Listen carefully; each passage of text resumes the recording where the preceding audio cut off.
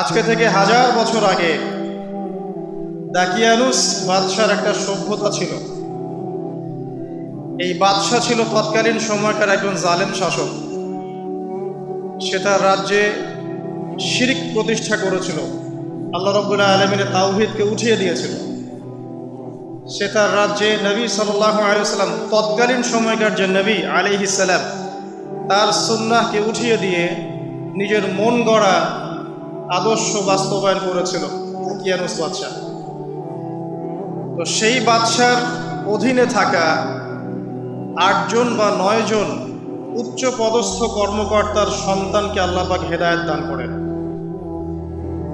এবং তারাই ইতিহাসে আসহাবুল কাহফ হিসেবে পরিচিত আছেন। এই 7 জন বা 9 জন যুবক উচ্চ পদস্থ কর্মকর্তার সন্তান ছিলেন। তারা তাওহীদকে চিনতে শিখলেন, আল্লাহ রাব্বুল আলামিনকে চিনতে শিখলেন, শিরকের সাথে তাওহীদের আপোষ করলেন না, সুন্নতের সাথে চলমান জাহিলিয়াতের আপোষ করলেন না। এর ফলশ্রুতিতে তাদের উপর নির্যাতন নেমে আসলো। রাজা তাদেরকে 3 দিন সময় দিলেন। 3 দিনের মধ্যে যদি তোমরা তোমাদের ধর্ম ত্যাগ না করেছ, তাহলে তোমাদেরকে মৃত্যুদণ্ড দেওয়া হবে। তো সেই 7 জন বা 9 জন যুবক ওই রাষ্ট্রের মধ্যে কোনো অরাজকতা সৃষ্টি করলো না, বরং তারা সাইলেন্টলি সেই রাষ্ট্র থেকে চলে গেল। সেই ফিতনাপূর্ণ জাহেলি পরিবেশ থেকে নিজের আস্তে করে সরে গেল, সেখানে কোনো রকম ফাসাদ সৃষ্টি করলো না।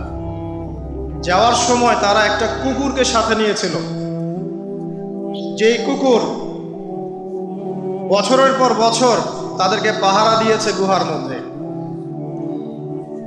চলতি পথে একটা গুহায় তার আশ্রয় নিয়েছিল, যে গুহার মধ্যে তারা ঘুমিয়ে পড়ে, এবং আল্লাহ রাব্বুল আলামিন 309 বছর পর তাদের ঘুম ভাঙান।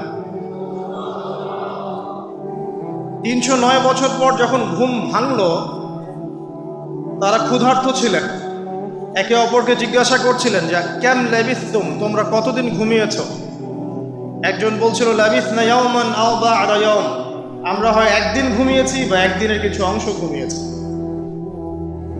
যাই হোক, তারা ক্ষুধার্ত ছিলেন, তাদের পকেটের মধ্যে কিছু মুদ্রা ছিল, আর সেই মুদ্রা বর্তমান সময়ে চলমান মুদ্রার মতো ছিল না।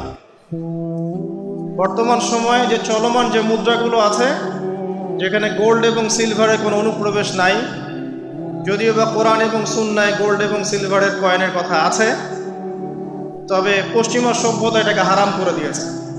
আর